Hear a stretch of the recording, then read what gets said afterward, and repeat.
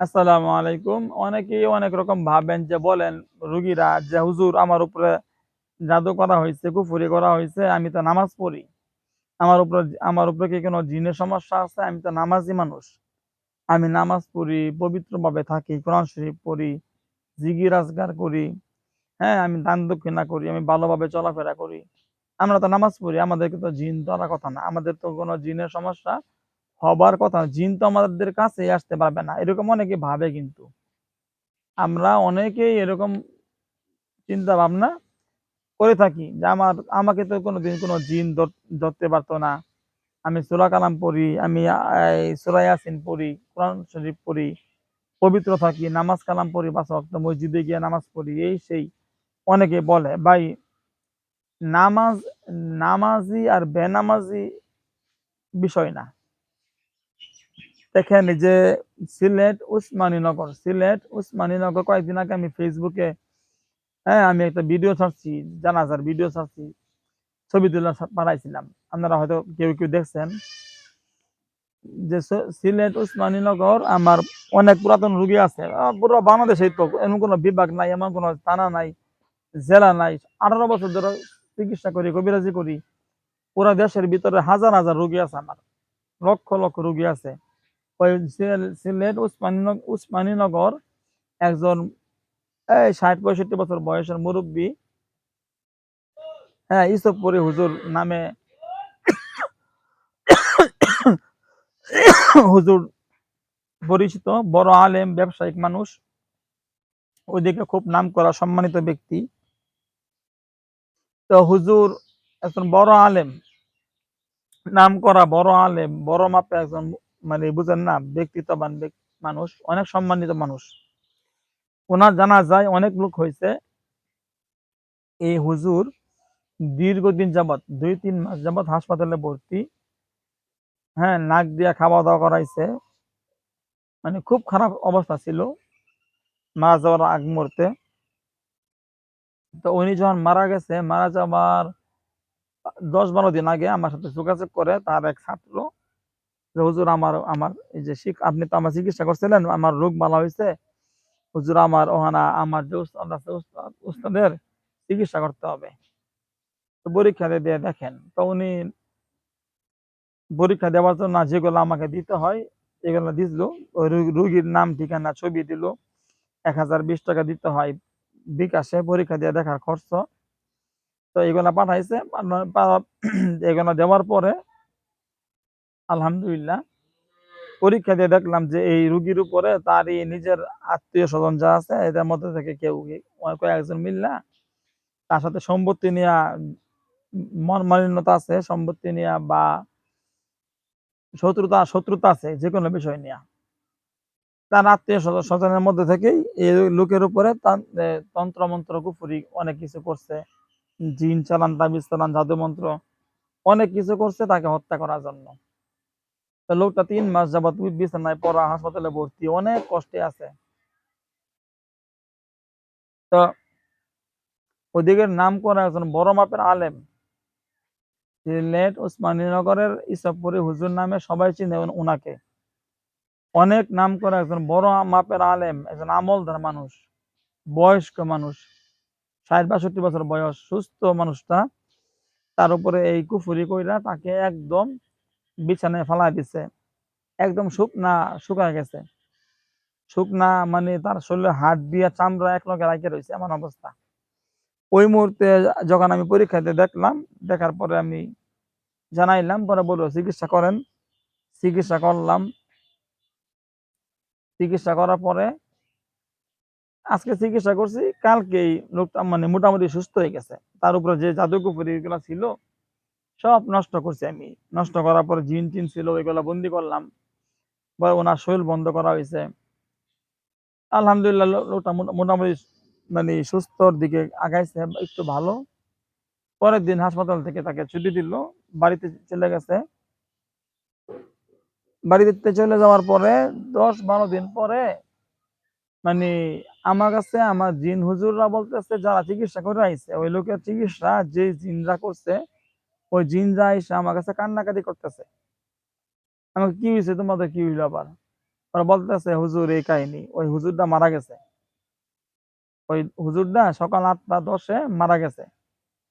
ইন্না লিল্লাহি ওয়া ইন্না ইলাইহি রাজিউন। এই মুহূর্তে ওই লোকটা আমাকে এসএমএস করে জানাইলো, হুজুর জানেন খবর হইছে তো। হোয়াটসঅ্যাপে এসএমএস দিল যে উনি, হুজুর কি জানছেন কিছু? আমি বলছি, হ্যাঁ জানছি ভাই, উনি মারা গেছে। মানে উনি কিন্তু আমাকে বলার আগে আমি তাকে বলতেছি। তো উনি তো বুঝলো, বললো যে কিভাবে জানলেন? আমি বললাম, আমার হুজুররা, জিন হুজুররা যারা যারা তাকে চিকিৎসা করছিল, হুজুরাই তো আমাকে জানাইলো। হ্যাঁ হুজুর উনি মারা গেছেন, দোয়া কইরেন। দোয়া কইরেন, আল্লাহ তাকে জান্নাতবাসী করুন। তো বিষয়টা হলো জানেন কি? এই যে লোকটা একজন আলেম, একজন আমলদার ব্যক্তি, বয়স্ক মানুষ, ৬০ বছর বয়স, ৬০-৬২ বছর বয়সের মতো, এ জোয়ান একরকম, দেখতে শুনতে ভালো, উঁচা লম্বা, শক্তিশালী মানুষটা অল্প দিনেই মারা গেল। তার উপরে জাদু প্রয়োগ করছে, কুফরি করছে, এগুলা করার পরে লোকটা মারা গেল। আর ভাই সত্যি কথা বলতেছি, আপনি যারা যারা এই সমস্ত বিষয়ে সন্দিহান বা বিশ্বাস করেন না, এগুলা বুঝেন না, আপনি যত বড় শক্তিশালী লোক হন না কেন, আপনি দেশে আছেন বা বিদেশে আছেন, আপনি অনেক জোয়ান ব্যক্তি, অনেক শক্তিশালী ব্যক্তি, যারা যারা এরকম অনেক নিজেকে নিয়ে অনেক বড় মনে করেন, অনেক শক্তিশালী মনে করেন, যে হুজুর আমার কিছু করে দেখান তো, খালি আমাকে তো বললেন এই কথাটা, যে হুজুর আমি তো এগুলো আসলে বিশ্বাস করি না, তাবিজ কবজ দ্বারা কিছু হয় না, মানে যারা এরকম মনে করেন বা এগুলা বিশ্বাস করেন না, বা অনেকে আছে এরকম ভুল ধারণা আছে অনেকের, যে আপনার শরীর বন্ধ করা আছে, আপনার বাড়ি বন্ধ করা আছে, আপনার নামে তাবিজ কবজ করলে বা ক্ষতি করলে আপনার কোনো ক্ষতি করা যাবে না, এটা মনে করলে এটাও ভুল। আপনার বাড়ি বন্ধ আছে, ঘর বন্ধ আছে, শরীর বন্ধ করা আছে, ধরেন আপনি না ১০০ তাবিজ দিয়ে এগুলো বন্ধ করছেন, এই তাবিজ গুলো নষ্ট করতে জিনদের সময় লাগে ৫ মিনিট। যেরকম আমি কবিরাজ আছি, আমি যদি চাই আপনার ক্ষতি করব, আমি এখান থেকে ৫ মিনিট লাগবে না, ওই সব তাবিজ গুলা এখান থেকে কয়েকটা আয়াত করে ফু মারমু, তাবিজ সব নষ্ট হয়ে যাবো। তো এইগুলা ভুল। অনেকে কিন্তু মনে করে আমার শরীর বন্ধ করা আছে, আমার উপরে কোনো কিছু করলে হবে না, লাগবে না, এটা এটা ভুল।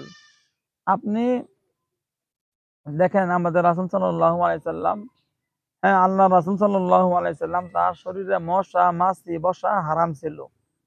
আল্লাহর প্রিয় বান্দা, হ্যাঁ, কত পবিত্র, তিনি কত আল্লাহ প্রিয় ছিল। তিনি হাইটে যাইতো, তার মাথার উপরে মানে রোদ যেন শরীরে না লাগে, শ্যামা ছায়া যাইতো তার উপর দিয়ে, মাথার উপর দিয়া চলতো।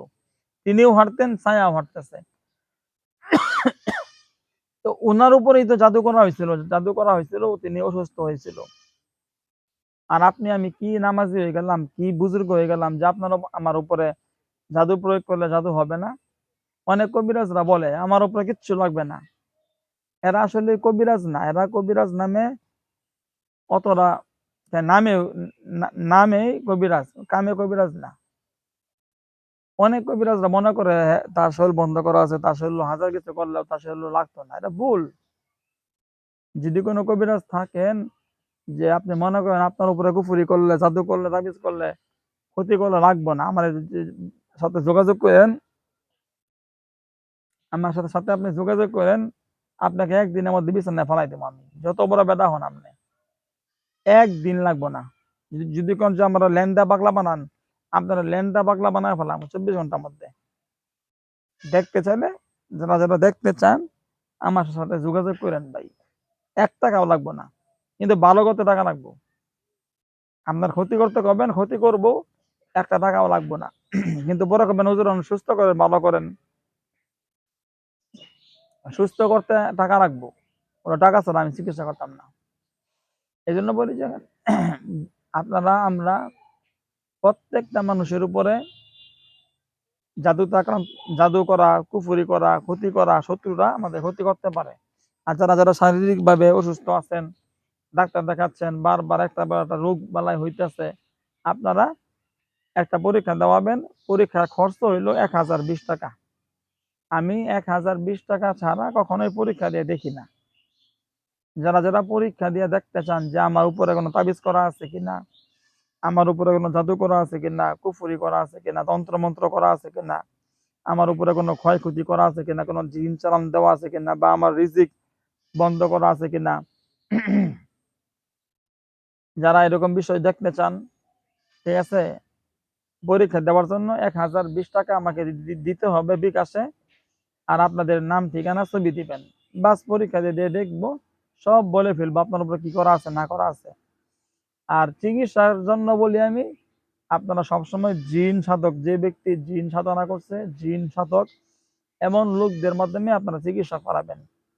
যে লোকটা জিন সাধনা করছে, সরাসরি জিন সাধক, ঠিক আছে, জিনদের মাধ্যমে কাজ করতে পারে, এমন ব্যক্তিদের মাধ্যমে আপনারা অবশ্যই চিকিৎসা নেবেন। আমরা করে কি, যারা হিন্দু ধর্মীয়, হয়তো ব্রাহ্মণদের কাছে যাই। আরে ভাই, ব্রাহ্মণ যারা আছে, হ্যাঁ, অনেক বড় বড় ব্রাহ্মণ আছে, ভারতের আছে, বাংলাদেশের আছে, যারা আমার কাছে চিকিৎসা নেয়।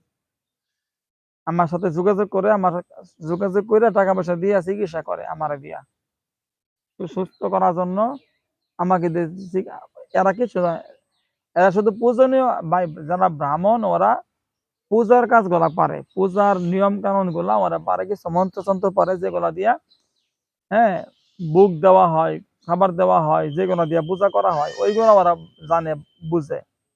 তার বেশি কিচ্ছু না।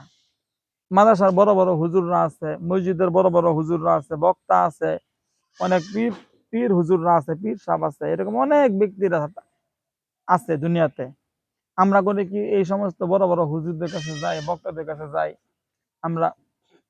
হুম আমরা এরকম যারা বক্তা, পীর, বিভিন্ন হুজুর আছে, তাদের কাছে আমরা যাইয়া আমরা বলি, আমার এই সমস্যা, বউ গেছে গে, আমার জামাই গেছে গে, আমার তাবিজ করছে, আমার কুফরি করছে। বড় মাদ্রাসার হুজুর আছে, হুম বড় বড় মাদ্রাসার হুজুররা আছে দেওয়ানো, হ্যাঁ, হুজুরদের কাছে আমরা যাই। আপনারা যাইতেছেন, হ্যাঁ, যাইয়া তেল পরা, পানি পরা আনতেছেন, হ্যাঁ, ওষুধ, এই শরীর বন্ধ করা তাবিজ আনতেছেন। আপনার বউ যেন আয়া পরে, ওই জন্য আপনি তার কাছে, বিভিন্ন হুজুরদের কাছে বিভিন্ন রকম তদবির নিতেছেন। এখন দেখা গেল আপনার বউ আইছে না, আপনার বউ আসে নাই, বা আপনার রোগী ভালো হয়েছে না, আপনার সমস্যাটা সমাধান হয় নাই। তখন আপনি বলতেছেন হুজুরদা বন্ড, বিশ্বাবদা বন্ড, বিশ্বাবের সাতার বিশ্বাব, এই বিশ্বাব নামে কলঙ্ক, এর দ্বারা কোনো কাম হয়েছে না। এটা ভুল ভাই। দেখেন, কবিরাজি এক জিনিস, পীরগিরি আরেক জিনিস। যারা যারা জাগরে দিয়ে আপনি কবিরাজি করাইছেন, তারা তো কবিরাজ না, তারা পীর, এতে ব্রাহ্মণ। যে পূজনীয় কাজগুলো সে করতে পারে, এজন্য যাকে তাকে দিয়ে যা তা করাইলে হবে না। যে যেই কাজে পারদর্শী তাকে দিয়ে ওই কাজটা করাতে হবে। যে লোকটা যে কাজে পারদর্শী তাকে দিয়ে ওই কাজটা করাবেন। আমার ইমো নাম্বার, হোয়াটসঅ্যাপ নাম্বার 01712 38 74 36, 01712 38 74 36, 01711 25 66 95, 01711 25 66 95। আসসালামু আলাইকুম।